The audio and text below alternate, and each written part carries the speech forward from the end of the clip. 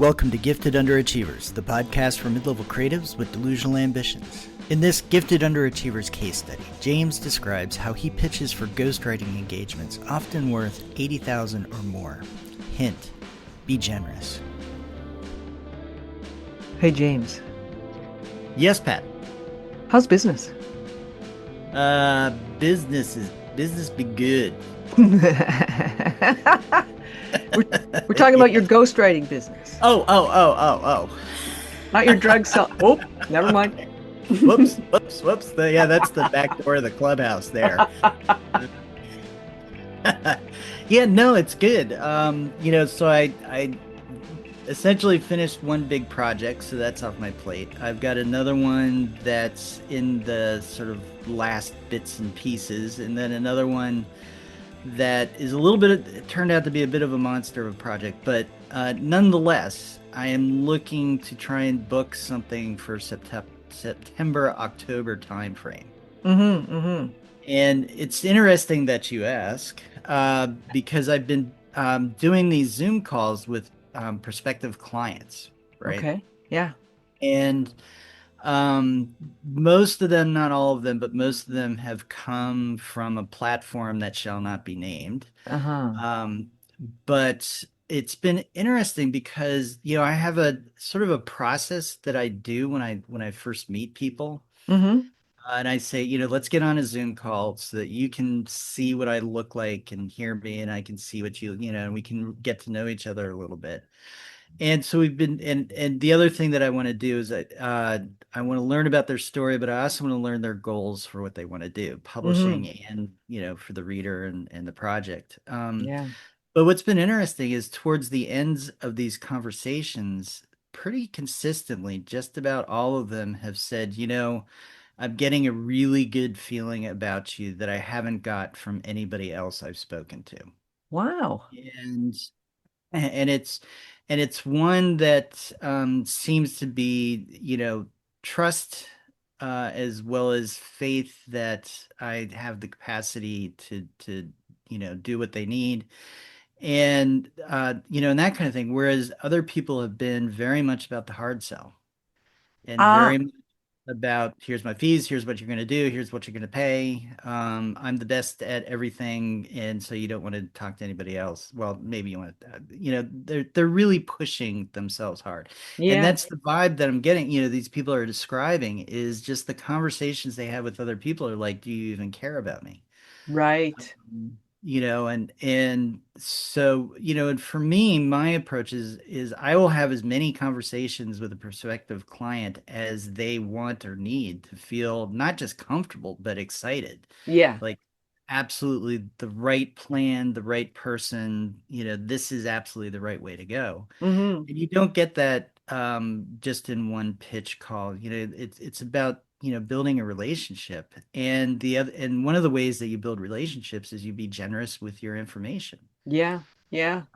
Because a lot of these people, they're coming with either their personal IP because they want to do some thought leadership project, or a very personal story about their lives. Mm-hmm. And so they're, and without having signed any contract or anything, being very open about, here's what I've experienced or here's my ideas.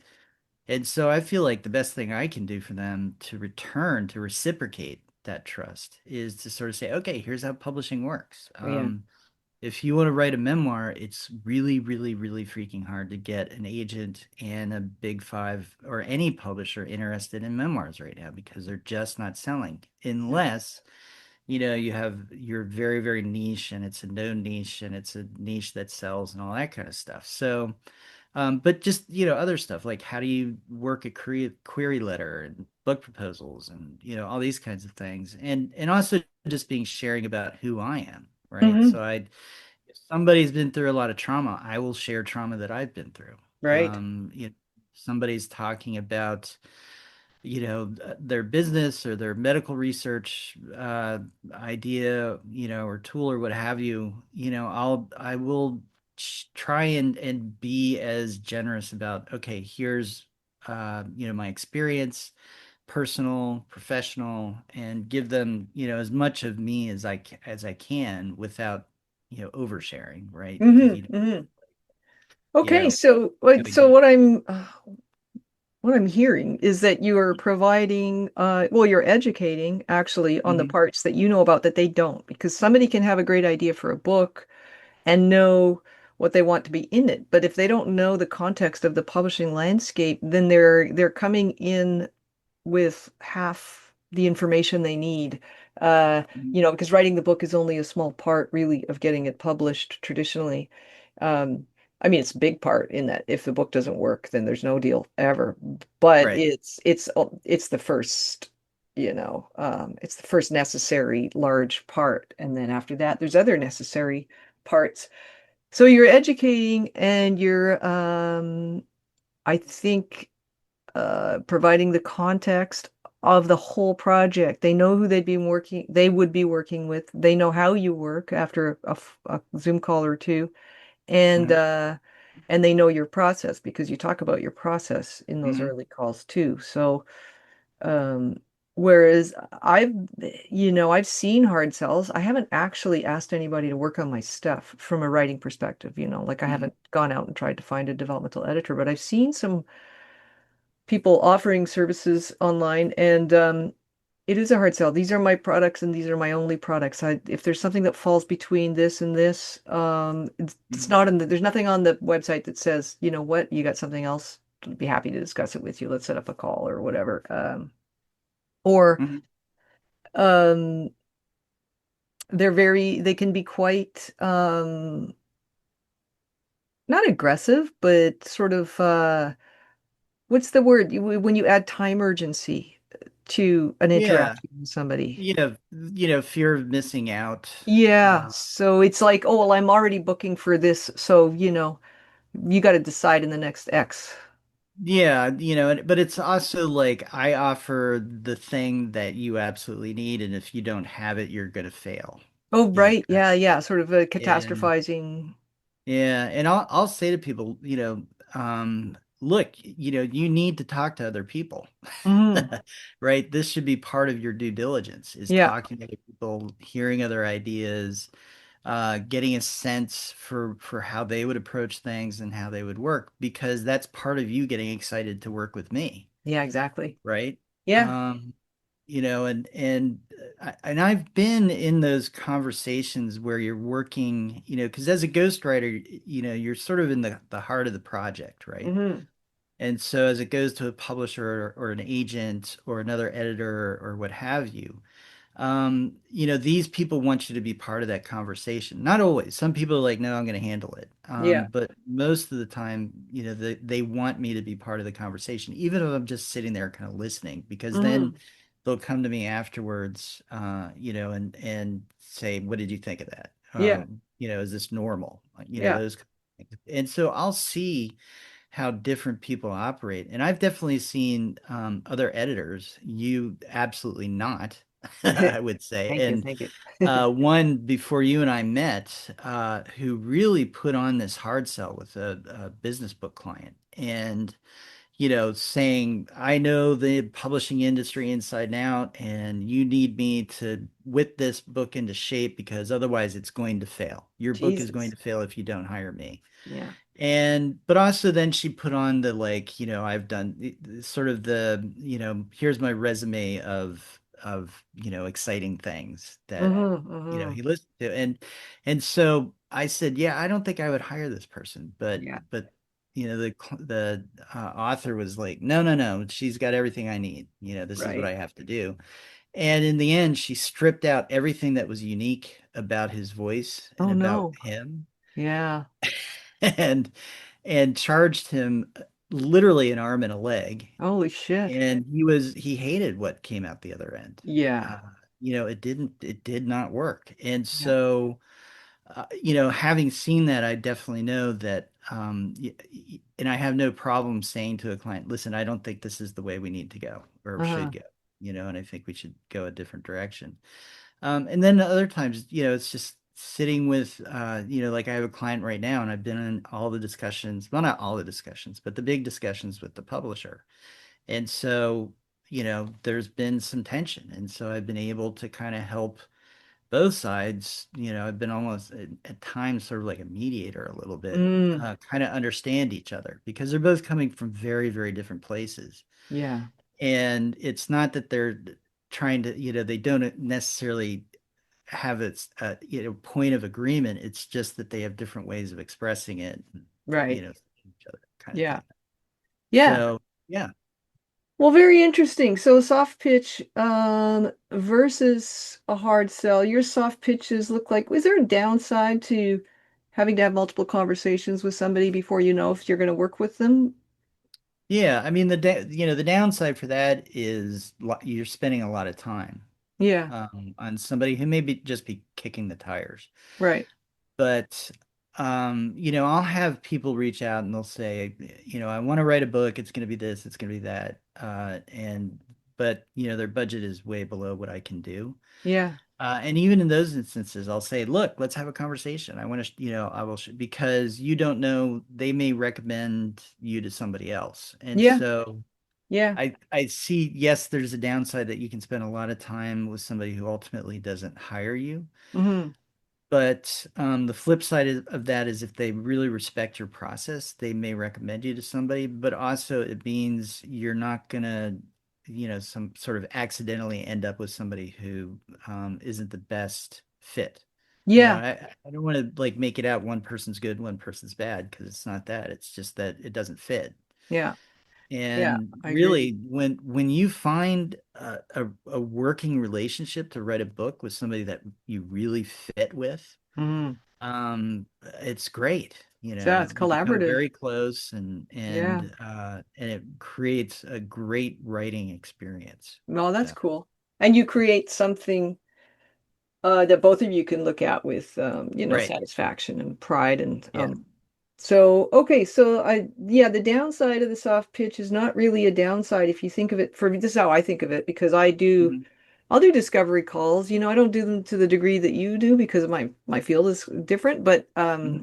we're not engaging in a co-writing or Hmm. a, ghostwriting situation. However, I'll do them and I'll um what all through the onboarding process, because I do get a lot of the gigs that for some reason that people approach me on, is that I see it more as an opportunity to represent the field, right? So I represent the field of freelance editors in a way, which is part of the Yeah. publishing ecosystem. And I want to counterbalance any sharks out Hmm. there, So I always say to people, you should get 3 sample edits, you should do this, you should do that if you can.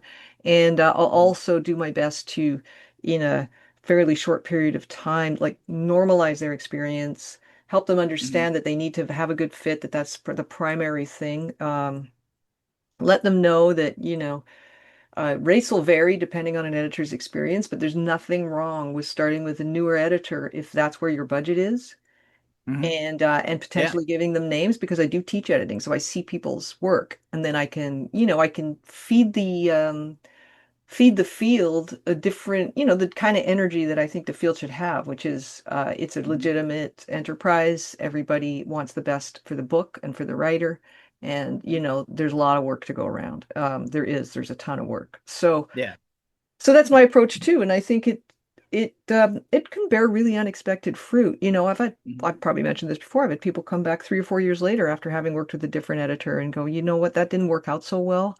Now I'd Hmm. like to work with you on this book. And they've spent twice of what they would have spent had they gone with me first, but they had to go through that experience because the Yeah. sometimes the hard sell is very convincing. Yeah. No, it's true. I don't do this a ton, but there's definitely been instances where, somebody's come to me after kind of a bad experience with another ghostwriter. Yeah. And, and so it's interesting that they're still so driven to produce that book, Yeah. that even they haven't given up. Yeah. But, and yeah, and so I sort of feel like, all right, maybe I have a chance to redeem the profession. Right. Yeah. Or, I you know know, it sounds weird, but it's not. I think every yeah. real profession has that kind of mandate in a way to represent it Mhm. appropriately, right? There's doctors who will go in there and take out the wrong lung, but there's not very many, I hope. And I'm telling you, Pat, they'll find that lung for you. They know where it is. Everyone's worst nightmare, right? You go in to get your right leg cut off and you come Yeah. out, The left next leg's thing you gone. know, you may be able to make love to your wife again. What? What? I just had an ingrown toenail. What do you mean?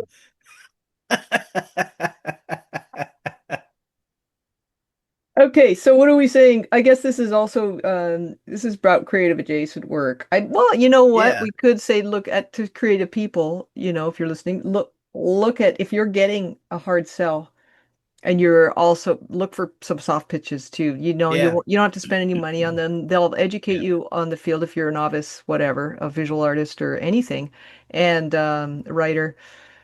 And you will eventually be able to do if you do end up working in a creative adjacent job like we are, you will end up being able to offer a lot of context to other people Yeah. and help them Yeah. see the whole gamut of experience that's possible.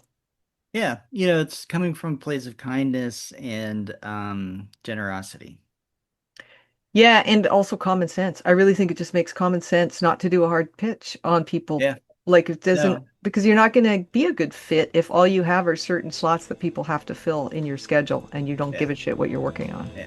Well, and I would hate, to think that I have a conversation with somebody and they go to another ghostwriter and they're like, oh, and I was one of the people who were a problem. Yeah. You Yeah. know, I don't want to be that person. No, no, it's not worth. It's never worth it. It actually is quite a small world in the end. Hmm. Yeah, surprisingly. Yeah, I mean we're both in publishing, but I think it's true of any creative industry. By the time in your continent or whatever, by the time you're at a certain level of experience, and it turns into a small world. I see the same people around all the time, like online, doing what Yeah, I'm yeah, doing. absolutely. All right, so All right, be gentle. be gentle, everybody. Thanks for listening to Gifted Underachievers, the podcast for mid-level creatives with delusional ambitions. We'd love to hear how we're doing, so please leave a comment, join our chat page, or send us an email at giftedunderachievers@substack.com. You can find us on Spotify, Apple Podcasts, and anywhere else you'd like to download your podcast. As always, please hit the share and or subscribe button. It really does help a lot. The algorithm is paying attention. And also, as always, please have an awesome day.